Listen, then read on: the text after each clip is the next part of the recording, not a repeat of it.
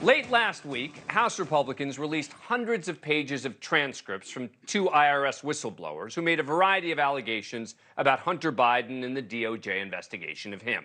And as with so many things Hunter Biden related, over the weekend, the left-leaning media often ignored it, trying to sort of wish it away, while the right-leaning media vastly overstated it.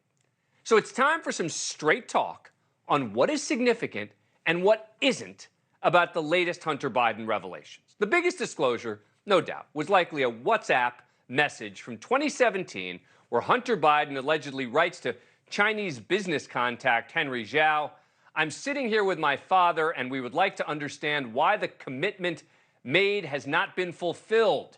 Tell the director that I'd like to resolve this now before it gets out of hand, and now means tonight." Whatever it means exactly, it's not good for Hunter Biden. He went on to say, and Z, if I get a call or text from anyone involved in this other than you, Zhang, or the chairman, I'll make certain that between the man sitting next to me and every person he knows and my ability to forever hold a grudge that you will regret not following my direction. I'm sitting here waiting for the call with my father.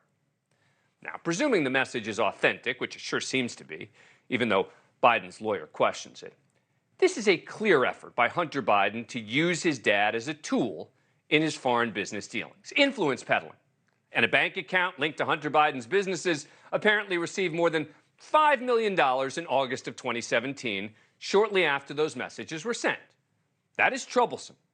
And I do not accept Hunter Biden's lawyer just dismissing it by talking about his client being, quote, in the midst of a horrible addiction, and saying that a close examination of the document released publicly to be a very biased individual raises serious questions over whether it is what he claims it to be. It's dangerously misleading to make any conclusions or inferences based on this document. I don't know. It sure seems fair to infer that Hunter was using his dad's name to try to force his Chinese business associate's hand, and that it worked. It's not illegal per se, but it's certainly newsworthy and condemnable. If it had been Eric Trump doing the exact same thing, I would also say it's newsworthy and condemnable. But it also occurred in 2017, when Joe Biden was no longer vice president. And most importantly, it still does not prove that Joe Biden was in any way in business with Hunter Biden, or even that he discussed it with Hunter, as many on the far right claimed repeatedly this weekend. We can all focus on Hunter Biden, but the real story here is Joe Biden and how Hunter Biden was the proxy for Joe and the family. And this started, as Peter Schweitzer pointed out, back when Joe Biden was vice president. He was peddling his influence using his son. I mean, Joe Biden's corrupt. We know this. We know that he was involved in his son's business dealings, that he lied to America, which is no surprise. Except there is still no evidence to indicate that Joe knew what Hunter was writing or saying, or that he was even there, as Hunter apparently claimed. But there's more.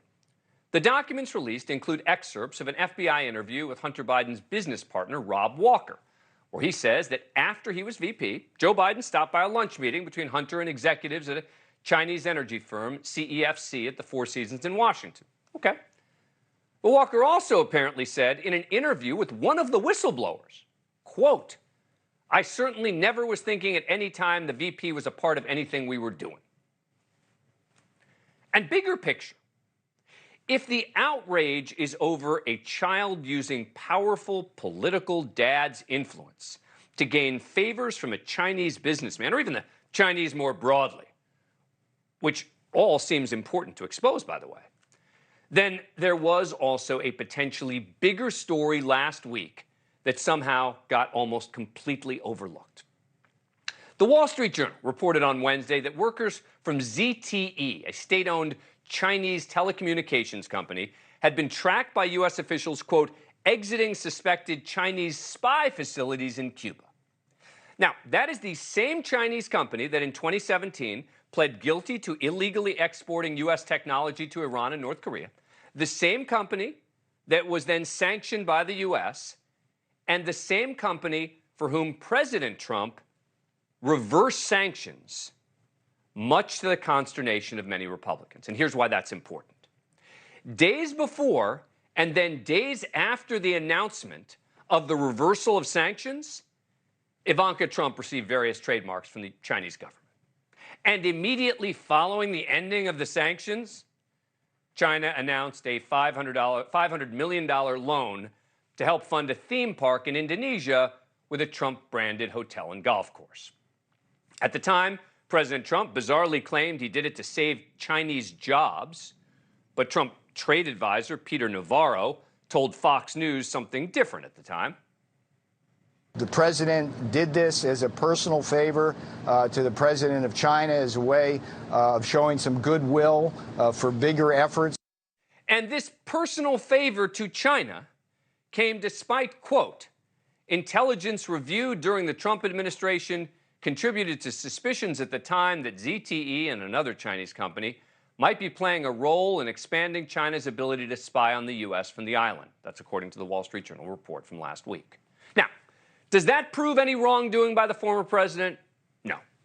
And it certainly doesn't absolve Hunter Biden of responsibility for trying to force a Chinese businessman's hand by invoking his dad. But Hunter's dad wasn't even VP at the time.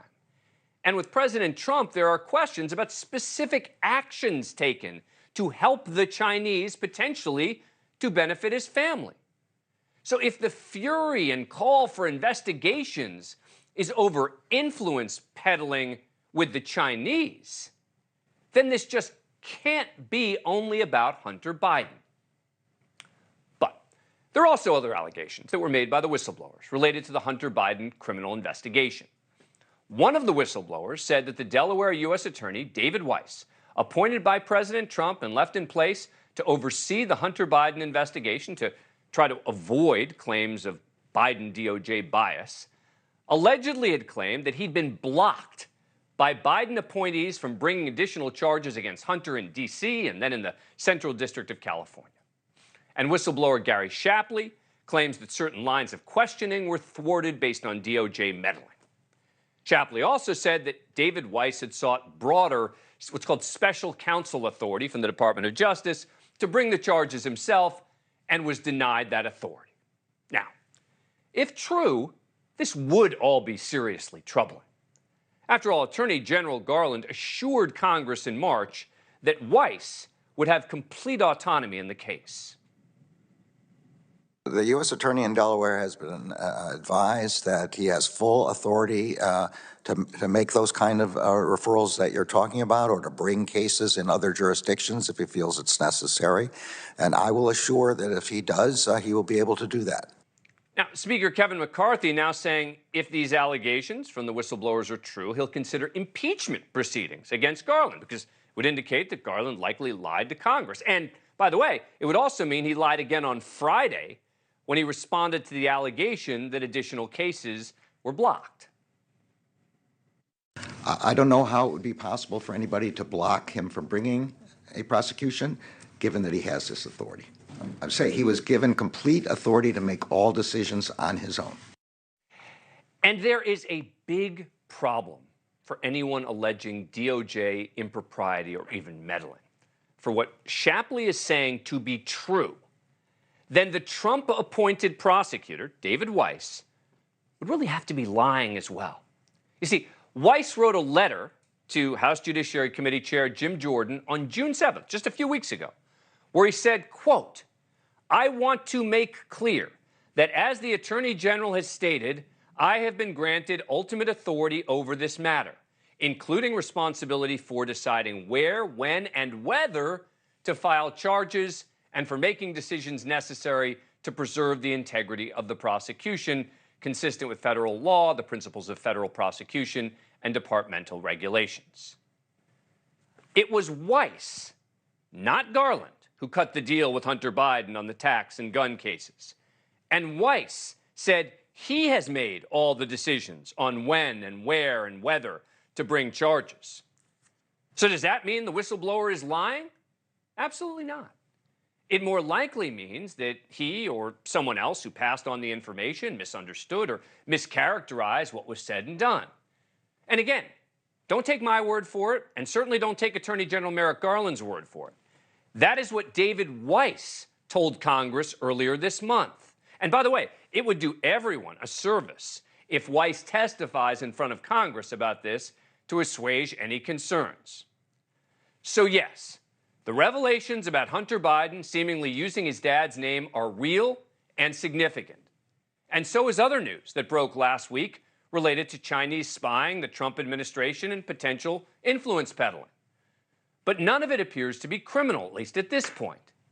And maybe most importantly, unless a Trump-appointed federal prosecutor is lying, there is no evidence to support the allegations of misconduct and meddling by the DOJ here. Look, we have to take the politics out and follow facts and evidence, which is what I commit we will continue to do without concern for who it'll help or hurt politically. We won't ignore or overstate these politically charged cases and investigations. They're all just too important. Hey, thank you for watching. Please go to newsnationnow.com, newsnationnow.com, and you can find NewsNation on your television provider. And don't forget to click the red subscribe button down below. Then you will get more of NewsNation's fact-driven coverage.